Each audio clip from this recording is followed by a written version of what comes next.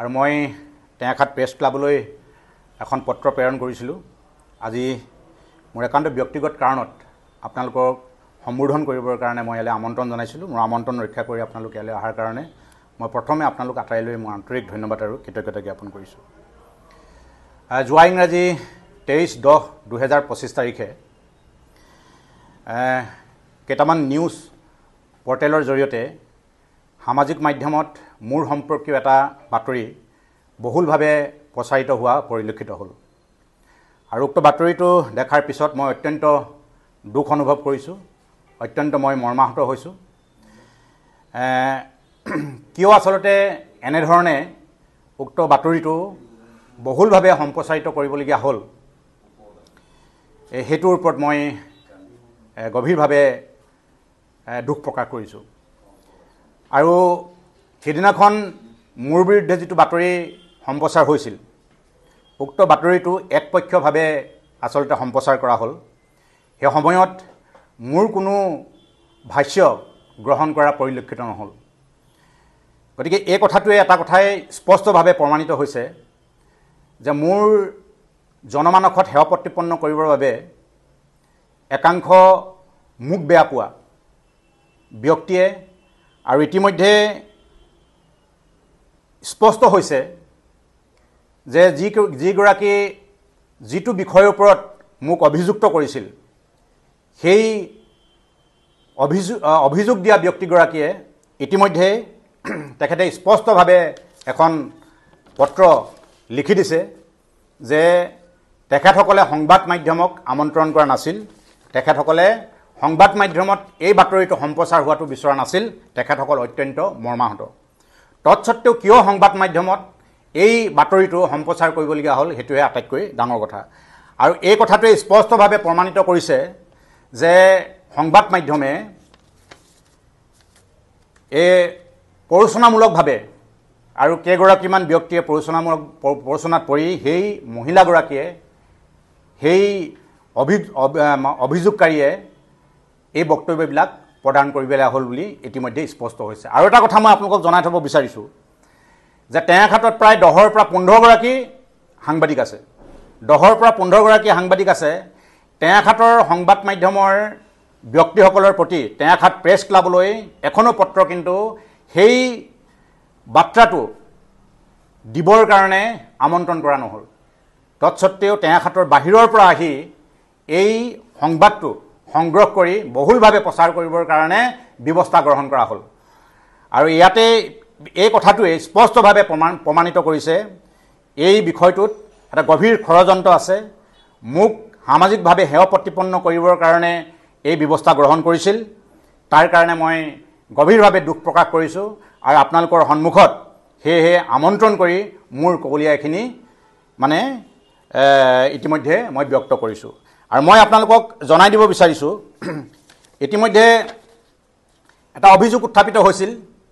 সেই অভিযোগটোৰ পম খেদি সংবাদ মাধ্যমে যি ধৰণে বাতৰিটো সম্প্ৰচাৰ কৰিল, তাৰ পৰৱৰ্তী সময়ত মই যেতিয়া গাঁৱত আলোচনা বিলোচনা কৰিছিলোঁ, আলোচনা বিলোচনাৰ অন্তত এটা কথাই মই গম পালোঁ, কেতিয়াও সংবাদ মাধ্যমক আমি আমন্ত্ৰণ কৰা নাছিলোঁ, সংবাদ মাধ্যমত মানে দিয়াৰ পক্ষপাতিত্ব তেখেতসকল নাছিল।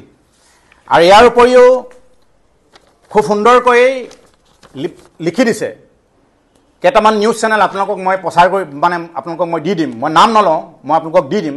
সেই মহিলাগৰাকীয়ে লিখি দিয়া এই কাগজ মই আপোনালোকৰ সন্মুখত মই ৰাখিম, মই দি দিম যে ইয়াত স্পষ্ট ভাষাৰে তেখেতে লিখি দিছে যে তেখেতসকলৰ প্ৰৰোচনাত পৰি আৰু কেইগৰাকীমান ব্যক্তিয়ে প্ৰৰোচনাত পৰি তেখেতসকলে এই বাতৰিটো দিবলগীয়া হ'ল। গতিকে মই অত্যন্ত দুখ প্ৰকাশ কৰিছোঁ। সংবাদ মাধ্যমটো হ'ল গণতন্ত্ৰৰ চতুৰ্থ স্তম্ভ। সংবাদ মাধ্যমৰ কিছু নীতি নিৰ্দেশনা আছে।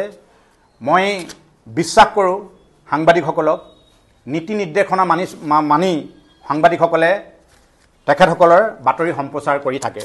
মোৰ ক্ষেত্ৰত কিয় তেনেধৰণৰ নীতি নিৰ্দেশনা নমনাকৈ একপক্ষভাৱে এই বাতৰিটো সম্প্ৰচাৰ কৰিবলগীয়া হ'ল, মই সেই বিষয়টো আজি স্পষ্টভাৱে আপোনালোকৰ সন্মুখত উল্লেখ কৰিব বিচাৰিছোঁ।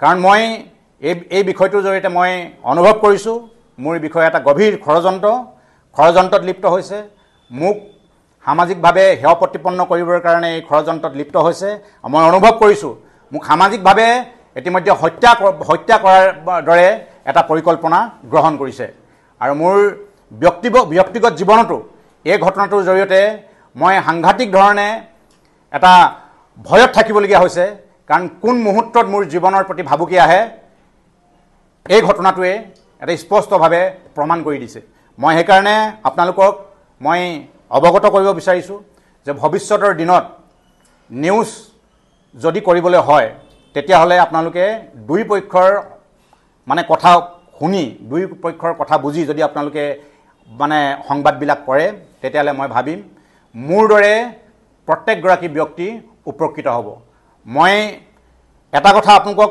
ক'ব বিচাৰিছোঁ আজি নদী আপোনালোকক মই এটা কথা ক'ব বিচাৰিছোঁ যে কিছু সংখ্যক নিউজ পৰ্টেলৰ জৰিয়তে সমাজখনক আমি শুধৰণি কৰিবৰ কাৰণে সমাজখনক ভাল কামৰ প্ৰচাৰ কৰিবৰ কাৰণে আমি চিন্তা চৰ্চা কৰিব লাগে তো সমাজখনক এনেধৰণৰ নিগেটিভ প্ৰচাৰৰ জৰিয়তে এগৰাকী ব্যক্তিক সামাজিকভাৱে নিক্ষেপ কৰাৰ ষড়যন্ত্ৰৰ জৰিয়তে অকল মোৰ ক্ষেত্ৰত বুলি নহয় মোৰ বিষয়টোৰ লগত মোৰ ঘৰৰ পৰিয়াল জড়িত হৈ আছে মোৰ বংশ পৰিয়াল জড়িত হৈ আছে মোৰ মিতিৰ কুটুম জড়িত হৈ আছে মোৰ শুভাকাংক্ষীসকল জড়িত হৈ আছে গতিকে তেখেতসকলৰ কথাও আপোনালোকে চিন্তা কৰিব লাগিছিল গতিকে আপোনালোকে চিন্তা নকৰাকৈ আপোনালোকে যি সংবাদ মাধ্যমত এটা ভুৱা এটা মানে প্ৰচাৰ চলাবৰ কাৰণে আপোনালোকে যি ব্যৱস্থা গ্ৰহণ কৰিলে তাক অত্যন্ত মই দুখ পাইছোঁ মৰ্মাহত হৈছোঁ গতিকে এই ক্ষেত্ৰত মোৰ ক'বলগীয়াখিনি আপোনালোকক মই স্পষ্টভাৱে অৱগত কৰিছোঁ আৰু মই এই বিষয়টো মই দীঘলীয়া কৰি থাকিব বিচৰা নাই যিখিনি ইতিমধ্যে মোৰ বিষয়ে মোৰ বিৰুদ্ধে বহুলভাৱে প্ৰচাৰ হ'ল জনমানসত ইতিমধ্যে মোৰ সম্পৰ্কত সেই নিউজৰ সম্পৰ্কত মোৰ ভাৱমূৰ্তি নষ্ট হৈছে মোৰ হেৰুৱা ভাৱমূৰ্তি মই কেতিয়াও উদ্ধাৰ কৰিব নোৱাৰোঁ মই ঘূৰাই আনিব নোৱাৰোঁ কিন্তু আপোনালোকৰ জৰিয়তে মই এটা কথাই আশা কৰিম যাতে যিখিনি ঘটনা সংঘটিত হ'ল যি ধৰণে সংঘটিত হ'ল এই ঘটনাখিনি যাতে আপোনালোকে সুস্পষ্টভাৱে আপোনালোকে সংবাদ মাধ্যমৰ চতুৰ্থ স্তম্ভৰ যিটো দায়িত্ব সেই দায়িত্ব পালন কৰি আপোনালোকে যাতে পুনৰ অসমবাসী ৰাইজক মোৰ শুভাকাংক্ষীসকলক মোৰ বন্ধুবৰ্গক আৰু মোৰ বংশ পৰিয়াল মিতুৰ কুটুম আশ্বস্ত হ'ব পৰাকৈ আপোনালোকে এই সংবাদ পৰিৱেশন কৰিব বুলি মই আহ্বান জনাই মোৰ ক'বলগীয়াখিনি সামৰিছোঁ ধন্যবাদ মই সেই কথাখিনি পুনৰাবৃত্তি কৰিব বিচৰা নাই ইতিমধ্যে সংবাদ মাধ্যমৰ জৰিয়তে গোটেই কথাখিনি সম্প্ৰচাৰিত হৈছে আৰু এই এখন থানাত এজাহাৰ দাখিল কৰিছিল মোৰ বিৰুদ্ধে আৰু ময়ো এখন এজাহাৰ দাখিল কৰিছিলোঁ থানাত দুই পক্ষৰ মীমাংসাৰ অন্তত খুব সুস্পষ্টভাৱে তেখেতসকলে লিখি দিছে যে এই ঘটনাত আমি অত্যন্ত দুখ প্ৰকাশ কৰিছোঁ আমি মৰ্মাহত হৈছোঁ এই ঘটনাৰ বাবে আমি আপোনাক ক্ষমা বিচাৰিছোঁ আৰু আপোনালোকক এই কাগজখন আপোনালোকক মই দিম এই প্ৰতিশ্ৰুতি পত্ৰ আপোনালোকক মই দিম তেখেতসকলে ক্ষমা বিচাৰিছে আৰু ভৱিষ্যতৰ দিনত এনেকুৱা যাতে ঘটনা কেতিয়াও সংঘটিত নহয় তাৰ কাৰণে আমি দৃষ্টি ৰাখিম আমি নজৰ ৰাখিম কেতিয়াও তেনেকুৱা ঘটনা নহয় সেই প্ৰতিশ্ৰুতি মোক প্ৰদান কৰিছে গতিকে এই কথাখিনি মুকলিভাৱে আপোনালোকক অৱগত কৰিবৰ কাৰণে এই সংবাদমেলৰ মই আয়োজন কৰিছোঁ নহয় নিশ্চিতভাৱে আপোনালোকে এই কাগজখনৰ জৰিয়তে ইতিমধ্যে ৰাইজ আৰু টেঙাখাট আৰক্ষী থানাত যিখন কাগজ ইতিমধ্যে তেখেতসকলে লিখি দিছে যে ক্ষমা বিচাৰি যিখন পত্ৰ লিখি দিছে এই পত্ৰখনত স্পষ্টভাৱে ইয়াত উল্লেখ আছে মই সেই দিশটোলৈ যাব বিচৰা নাই মই জানো একাংশ মোক বেয়া পোৱা মই সামাজিক কাম কাজবিলাকক যাতে বাধা প্ৰদান কৰা হয় যাতে মই মানসিকভাৱে যাতে মানে এইটো কি বুলি কয় বাধাগ্ৰস্ত হ'ব পাৰোঁ তাৰ কাৰণেই আচলতে এই ব্যৱস্থা কিন্তু মই আপোনালোকক সুস্পষ্টভাৱে কৈ দিব বিচৰা নাই তেখেতসকলে নিশ্চয় অৱগত হৈছে গম পাইছে যে মোক যিসকলে এনেকুৱা ধৰণৰ অপপ্ৰচাৰ এনেকুৱা ধৰণৰ বাতৰিৰ জৰিয়তে সামাজিকভাৱে মোক নিক্ষেপ কৰিবৰ কাৰণে চিন্তা চৰ্চা কৰিছে এই বাতৰিটোৰ জৰিয়তে তেখেতসকলে নিশ্চিতভাৱে সতৰ্ক হ'ব বুলি মই উপলব্ধি কৰিছোঁ আৰু এটা কথা মই আপোনালোকক অৱগত কৰিব বিচাৰিছোঁ আপোনালোক সংবাদ মাধ্যম, আপোনালোকক যদি কোনোবাই খবৰ দিয়ে, সেই খবৰটো ক'ৰ পৰা উৎপত্তি হৈছিল, কেনেকৈ উৎপত্তি হৈছিল, সঁচা মিছা গোটেইবিলাক তথ্য যুগুত কৰি যদি আপোনালোকে বাতৰি মানে এইটো কি বুলি কয় সম্প্ৰচাৰ কৰে, তেতিয়াহ'লে মই ভাবোঁ মোৰ দৰে ভৱিষ্যতৰ দিনত আৰু কেতিয়াও এনেকুৱা ধৰণৰ মানে সমস্যাৰ সন্মুখীন নহয়। জনমানসত সেৱা প্ৰতিপন্ন কোনো ব্যক্তি যাতে হ'ব নালাগে, তেনেকুৱা ধৰণে আপোনালোকে সংবাদ মাধ্যমত সংবাদ পৰিৱেশন কৰিব লাগে বুলি মোৰ আজি অনুভৱ হৈছে। সেয়েহে মই আহ্বান জনাইছোঁ। আৰু মই এটা কথা দুখেৰে ক'ব বিচাৰিছোঁ, টেঙাখাট অঞ্চলত প্ৰায় 10ৰ পৰা 15গৰাকী সংবাদকৰ্মী আছে।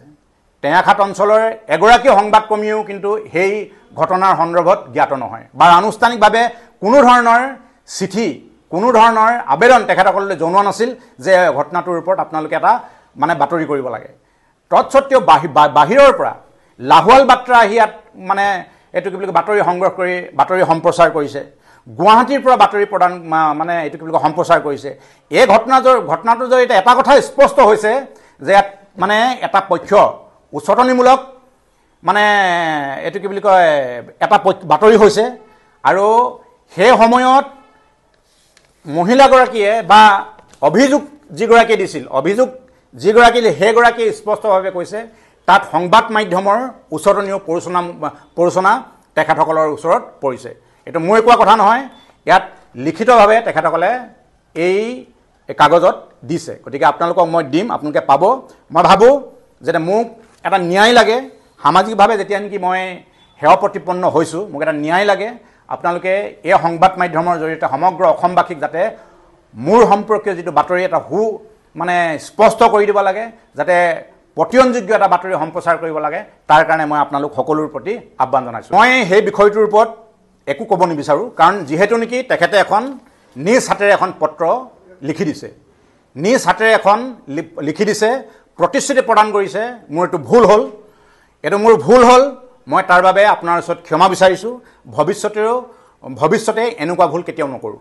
তাতকৈ আৰু মই বিশেষ ক'বলগীয়া আছে বুলি অনুভৱ কৰা নাই। ধন্যবাদ।